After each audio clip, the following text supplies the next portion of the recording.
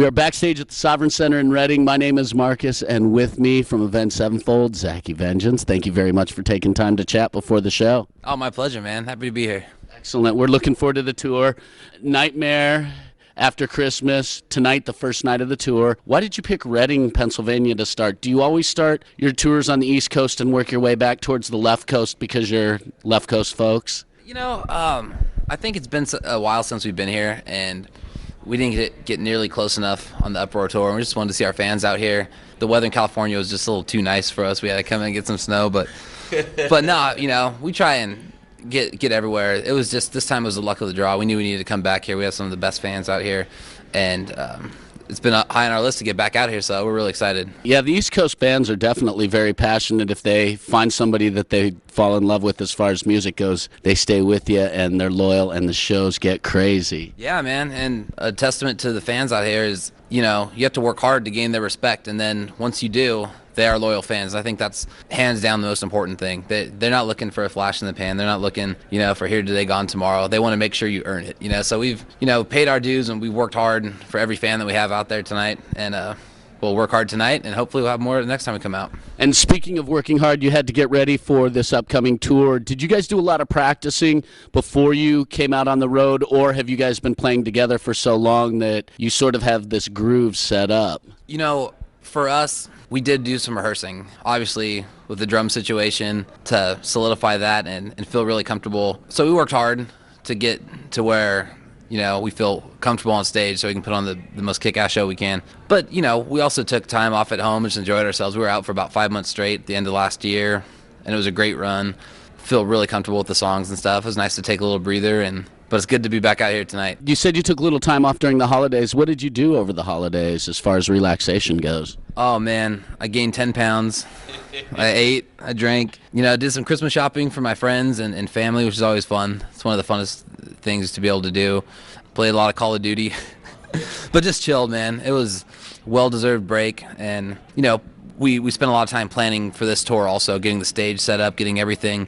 So when we came out tonight, you know, we kick it off with a bang and don't waste any time being ready for it. And did you choose the bands that you wanted to bring out on tour with you, or was that part of labels and promotion companies, or was that strictly Avenged Sevenfold? Oh, that's us. I mean, we get a lot of lists of bands that submit that want to tour. We had such a great time with the Stone Sour guys on the Uproar tour, and we took them out with us over in the UK. They're just great to be around. They're a solid band, solid dudes. Their crew's awesome, and I know that our fans will love it and appreciate it. Hollywood Undead, we're just big fans of that band, adding a whole new mix of, you know, a whole new dimension to this concert, you know, from metal to straight up rock and roll with Stone Sour to, you know, hip hop influenced metal, and then New Medicine, you know, they're, you know, working really hard, and we can always appreciate that. So they're really excited to be out here also. Yeah, I've heard good things about New Medicine, and of course Hollywood Undead is making noise in radio right now, so they're doing really well, and their sound is growing big time. But yeah, the New Medicine, I've heard a lot about them. I have not heard much of their stuff, but I've heard really good things about them, and that includes a really solid live show. Yeah, on Uproar, you know, we could hear them when they were playing on the side stage, and they sounded really good every day, every night.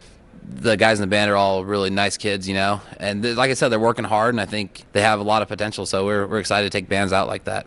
Something that's been on a lot of people's minds, they've wanted to know who is going to be the drummer for Avenged Sevenfold on the Nightmare After Christmas tour.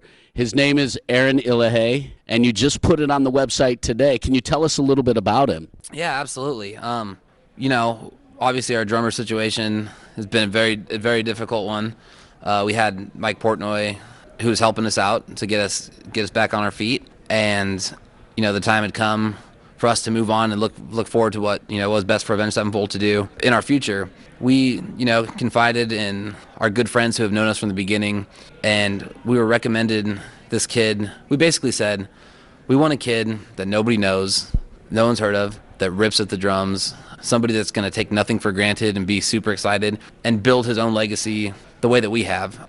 We met Aaron based off of a recommendation from our drum tech, our studio drum tech, and, you know, we rehearsed with him, and within seconds of the first song, he walked in there so shy, sat down the drums, and it was like watching John Bonham of metal. He hit so hard, and he was like, the nerves didn't, it made him better, and he was just slaying it. We all had a smile on our face, and we're like, this kid's pretty awesome. So we rehearsed with him. I mean, he learned everything. He started out on a much smaller drum kit, making no money at a crappy job. And we said, hey, you want to do this? You want to come out with us?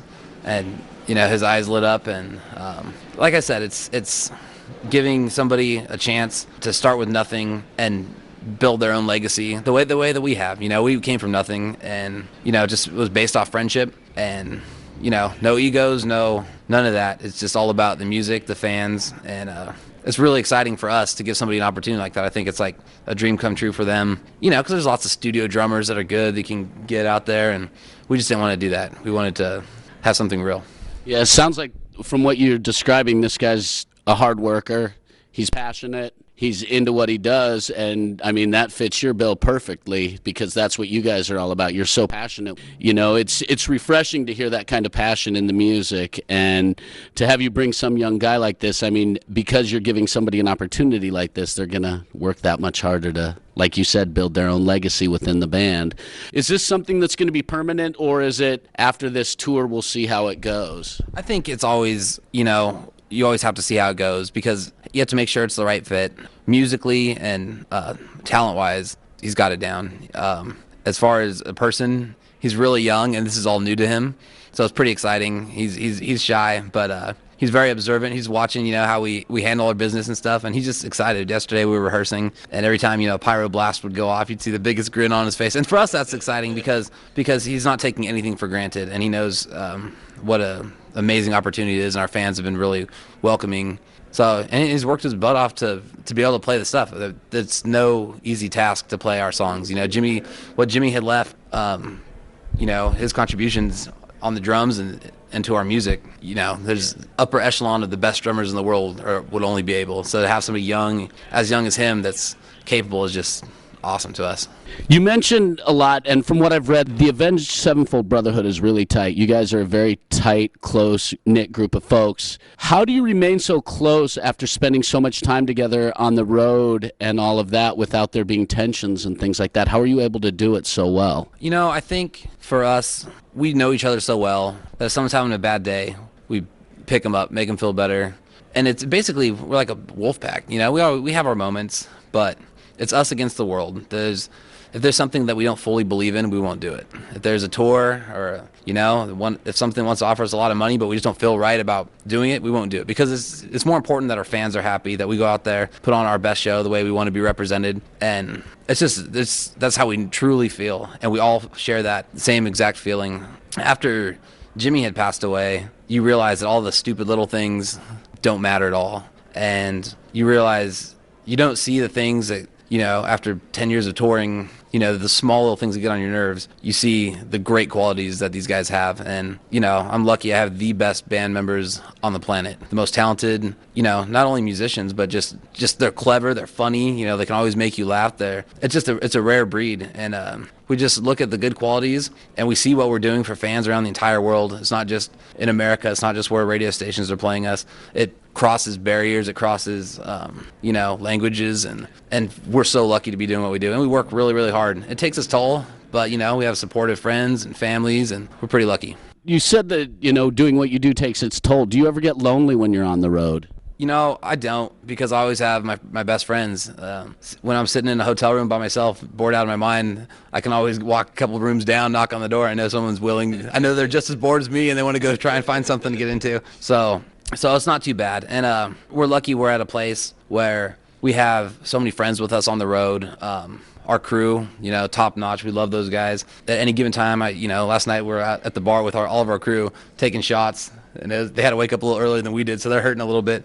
But it's fun. There's always something. And, we're always surrounded by good people, so not too lonely. I get a little homesick, but...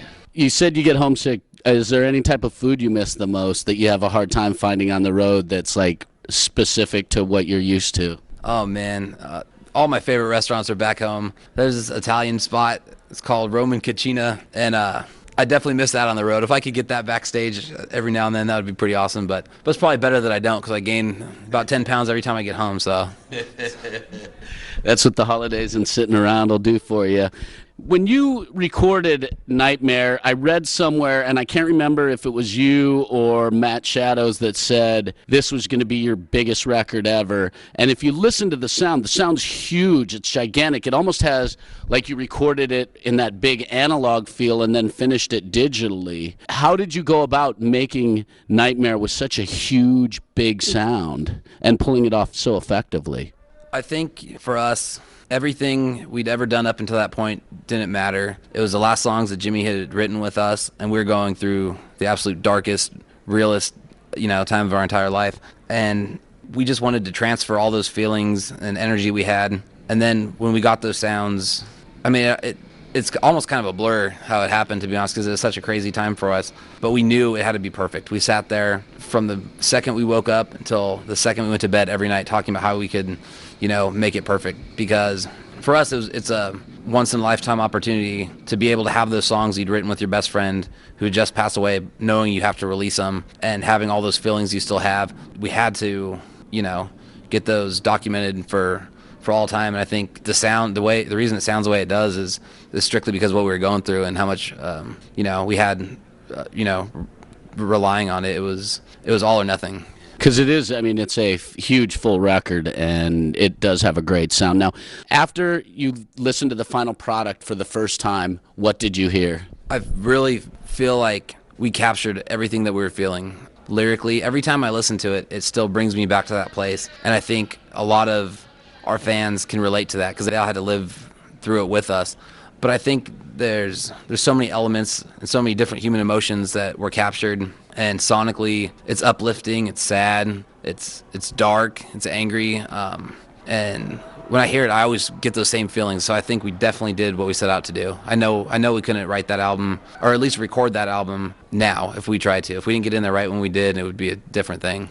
Well, thank you very much for your time. I know you've got to get ready to go back on stage, but I appreciate it. It's always great to talk to you.